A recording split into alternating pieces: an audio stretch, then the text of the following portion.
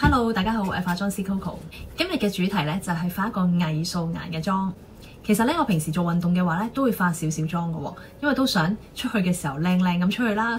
今日就分享一啲小技巧，就由護膚去到化妝，點可以做到個偽素顏嘅效果。事不宜遲，即刻開始啦。首先我就會噴呢個 NAPCA 嘅保濕水啦，喺塊面上面。咁呢個保濕水咧會有保濕因子啦，可以將皮膚咧補充水分啦，咁變咗我哋上底妝嘅時候咧就可以好貼面，同埋可以好透薄都 OK 啦。同埋我通常我噴嘅份量都會比較多啦。呢一隻保濕水亦都可以噴頭髮嘅，如果你頭髮想滋潤啲，你都可以攞嚟噴佢嘅喎。跟住我就會搽呢個 NAPCA 嘅面霜，我發覺咧用呢兩樣嘢咧去做我個化妝打底咧效果非常好，因為咧通常咧大家有冇發現咧，如果你有時化粉底嘅時候咧，佢有機會推咗啲擦字膠粒嘅情況出現嘅。咁呢兩樣嘢就唔會啦，同埋佢亦都因為佢係本身係 NAPCA 嘅成分啦，咁佢就會有一個好強嘅保濕因子，變咗咧我個皮膚咧係可以即刻充滿咗水分，之後我上底妝咧就可以好透薄啦，同埋好水潤啦，亦都可以做到個偽素顏嘅效果。大量噴完保濕之後咧，就可以上呢個保濕霜。佢個質地咧係一個好柔軟嘅 cream 狀啦，咁我亦都係咧大量咁樣上喺塊面上邊。由於本身我嘅 NAPCA 嘅水咧未完全吸收晒嘅，跟住咧我再上呢個面霜咧，咁就可以將兩樣嘢咧融合埋一齊啦，好似敷緊一個好柔軟嘅 cream mask。大家都可以將啲skin care 啦推埋落去嗰個頸下邊啦，頸我哋都需要做一個保養嘅。我哋可以咧用按摩手帕咧，令到啲 cream 咧可以慢慢吸收嘅。咁例如啦，我下巴呢個位咧，我就會由下而上咁去做嗰個提拉，跟住咧面側邊都係啦，由內至外做提拉，輕輕向上咁去剔嘅。另外一邊都係用呢個方法。咁你就會發現咧，呢一個保濕水同面霜咧就可以好均勻咁樣注入咗喺皮膚入邊啦。咁而額頭方面啦，我就會向上提拉啦，連眉骨呢個位都一齊向上提拉。好啦，咁其實呢個動作大概30秒到啦。咁你就會發現咧，呢一個護膚品咧係好快吸收到落去皮膚上邊噶啦。跟住咧，我會搽呢一支 SPF 50嘅防曬。佢呢支防曬咧有米同益生菌嘅成分嘅，擠出嚟咧係相對咧比較稀啲，冇咁結嘅。同埋最緊要佢 SPF 50啦，咁變咗我咧 outdoor 啦，做運動啦，都唔需要話擔心唔夠防曬啦。防曬咧對皮膚非常之重要㗎，因為咧佢有抗衰老嘅功效。如果你想皮膚咧啲幼紋唔好出得咁快咧，咁防曬係必須要做嘅一件事嚟嘅。咁近少少俾大家睇而家個皮膚狀況啦，你見到咧其實係非常之水潤啦，同埋最緊要咧佢唔會有出擦紙膠粒嘅情況。下一步我會用呢支遮瑕液做個底妝。咁由於我今日想做偽素顏嘅效果啦，所以咧我個份量係非常之少，主要咧就係遮翻一啲我覺得需要遮嘅位置，例如啦可能面額兩邊啦，通常都會係有少少紅印嘅。跟住眼底呢度附近呢係有啲黑眼圈啦，下巴呢啲位有少少紅嘅，額頭我點少少，可能個份量呢大致上咁多就已經足夠啦。跟住呢，可以呢就用手啦，將呢一個遮瑕液推開佢。咁由於本身我皮膚呢啱啱搽完防曬啦，搽完 skin care 啦，佢仲有少少濕潤嘅感覺，所以呢，趁佢未係好乾透嘅時候呢，我就輕輕用手啦將遮瑕液推勻，咁出嚟嘅效果亦都比較透薄自然啦，做到偽素顏嘅效果啦。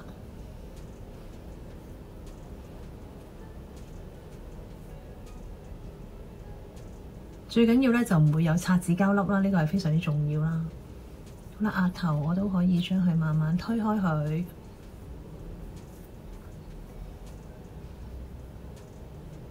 眼蓋嘅位置咧，可以將剩低嘅遮瑕液咧輕輕掃喺眼蓋上面嘅。咁基本上呢個底妝就咁完成㗎啦。份量唔需要多，做到少少提亮效果就可以㗎啦。咁俾人感覺就係覺得你好似冇化到底妝喎，以為你係本身天生已經係咁白淨。咁大家見到咧都仲有少少輕微嘅黑眼圈。跟住呢，我就用偏橙色嘅胭脂粉啦，喺呢一個眼圈嘅位置加少少啦，等佢個黑眼圈嘅顏色冇咁明顯。嗱，當我拍咗少少呢個偏橙色嘅胭脂喺呢個位嘅時候呢，你會見到黑眼圈嘅顏色呢冇咁紫啊，係咪啊？佢變翻偏向肉色啦。咁呢度我都加少少，輕微就可以噶啦。咁眼頭呢個位置啦，加少少，因為我想今日呢嗰個妝呢嘅感覺輕身啲，唔似化咗妝，所以我會用翻一啲好天然嘅顏色啦，會用一啲好薄嘅粉狀啦，胭脂偏橙嘅胭脂顏色呢，去調和翻我個黑眼圈，等佢冇咁明顯。見到搽完之後呢，其實都會係改善咗嗰個黑色素嘅。咁如果你覺得佢顏色有少偏橙，唔係好中意嘅話呢，跟住下一個 step 呢，可以用翻一個米色調和翻橙色嘅部分。咁其實呢，我眼底呢係完全冇落到遮瑕膏喎，我就係利用粉狀嘅顏色呢，幫我去調整翻嗰個黑眼圈。當然咧，用遮瑕膏佢會遮得再明顯啲啦。但係個問題就係，如果我要做一個偽素顏呢，遮瑕膏可能有機會太過明顯喎。咁我不如用一啲粉狀嘅顏色呢，去調整我個黑眼圈色素啦。好啦，咁我搽咗呢個米色嘅時候呢，見唔到我就撳低咗個偏橙嘅感覺，但同時間呢，亦都係可以將我個黑眼圈嘅灰灰地嘅感覺啦，就已經可以遮到咯。咁即係話呢，其實用粉狀都可以調和到嗰個黑眼圈嘅色素嘅。下一步我都會做少少定妝嘅，但係今次定妝呢，我會傾向呢用掃呢去將啲粉放上去，因為我要做到一個呢好似冇化妝嘅感覺，所以呢，我會呢用掃啦，將碎粉輕輕印落去，做翻個定妝，等佢冇咁立。其實我局部用遮瑕液去搽呢，塊面呢都已經係比較乾爽，唔會話黐立立嘅感覺。咁我再加埋呢個碎粉呢，輕輕帶過呢，其實個效果更加霧面啦。咁啲人就會覺得你真係唔似化咗妝噶啦。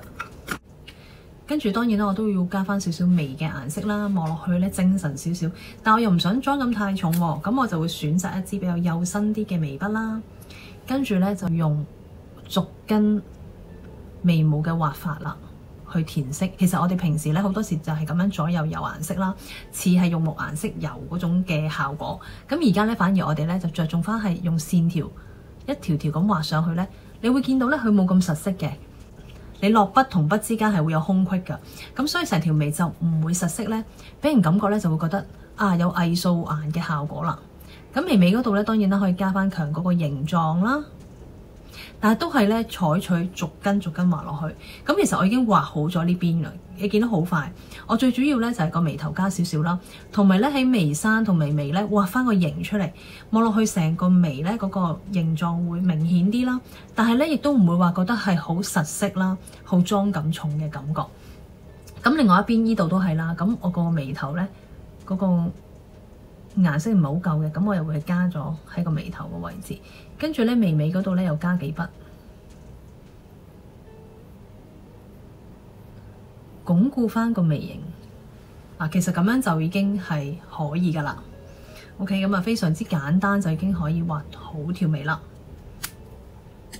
跟住眼影我都會加少少陰影顏色啦，咁盡量就唔帶閃啦，用翻係眼面顏色。咁我會揀呢兩格嘅啡啦，自然啲嘅，咁我做翻少少陰影就可以啦。咁你可以用掃啦，或者用手啦。咁我用手指兩溝，其實你見到係一個好淺嘅啡色喺呢個位置，加翻眼蓋，俾人感覺就係有個陰影嘅效果就可以啦。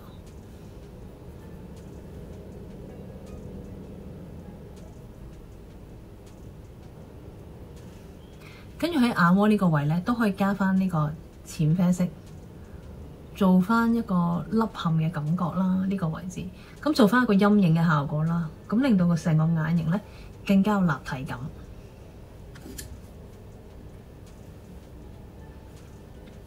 咁下邊呢度呢，其實你都可以加少少，加翻陰影啦，又加翻呢個淺啡色喺呢個位置。你見到全程呢都係用手指輕輕咁掃少少就得啦。咁由於佢個色呢係屬於一個自然嘅啡系啦，咁其實就係一個陰影嘅效果啦。所以出嚟咧，你唔會覺得哇好似化咗妝咁樣嘅感覺，反而覺得好係一個好自然嘅立體嘅顏色咯。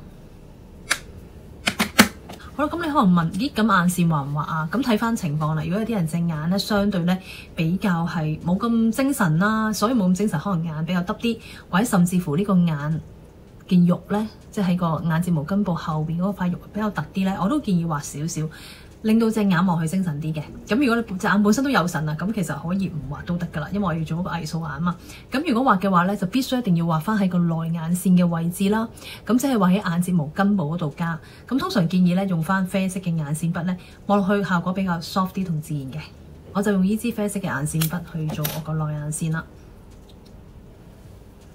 咁通常咧，你要做偽素顏效果咧，就用筆狀會好過用 liquid 啦，因為 liquid 咧佢太實色，咁你就會覺得咧好似好明顯啊嗰條眼線。咁用筆狀咧，其實咧佢相對咧會 soft 啲、自然啲。好啦，咁你會見到啦，畫咗同冇畫。畫咗咧，其實咧佢都係好自然啦，但係你會見到好淺嘅一個啡色嘅線喺呢度。咁遠睇咧，你就會覺得隻眼咧望去精神咗喎，但係唔會誇張。好啦，畫晒兩邊啦，你見到都係一個非常之自然嘅效果啦。跟住咧就加少少胭脂同陰影咧就完成啦。咁陰影方面咧，咁我就會用翻呢個灰啡色嘅顏色啦，做翻我哋陰影嗰部分嘅，做翻獸面嘅效果啦。咁呢個顴骨位比較明顯哦，所以咧我加翻少少陰影咧，望去咧就會有個立體嘅感覺。跟住喺呢一個位置啦 ，jawline 我都會加翻陰影，上塊面咧係瘦少少嘅。通常會建議打陰影咧，大家都係要打側塊面啦，去睇清楚個位置啦，掃出嚟自唔自然啦。跟住再喺正面再望一望有冇邊啲位要修飾。例如話，我覺得呢個位太肥，咁你想收啲，咁你正面咧都加翻少少陰影，跟住再側邊 check 下自唔自然。咁佢就會做到呢一個修容嘅效果。咁呢個修容效果咧就會比較係有效率啲啦。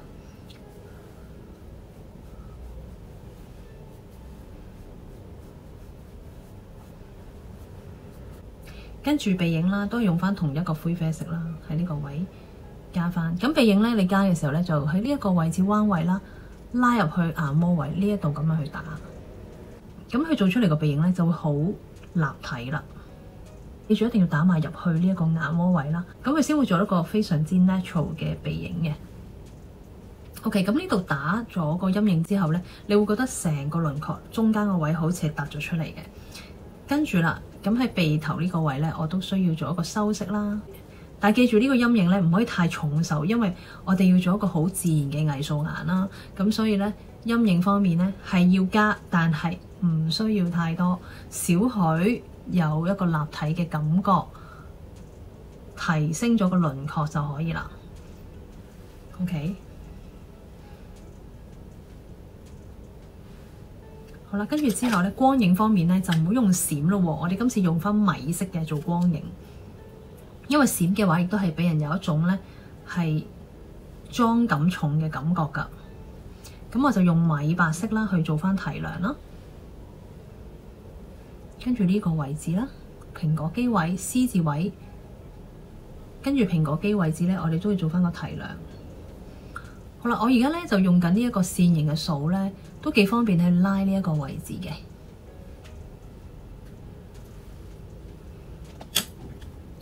下一步咧，我就加翻胭脂啦。胭脂嘅話咧，我就用翻呢一盒 ，OK。咁佢咧就有呢一個頭先橙橙地色嘅粉狀啦。胭脂掃方面咧，我會用呢一隻點彩筆啦。咁佢咧嗰個範圍咧比較大啦，咁變咗我搽出嚟胭脂嘅顏色冇咁集中嘅話咧，佢就會做到一個好自然嘅效果啦。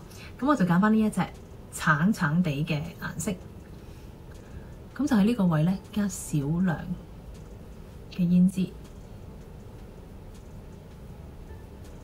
勁係好少量就得噶啦，因為我要做到感覺係唔似化妝嘅。咁樣加少少就可以噶啦。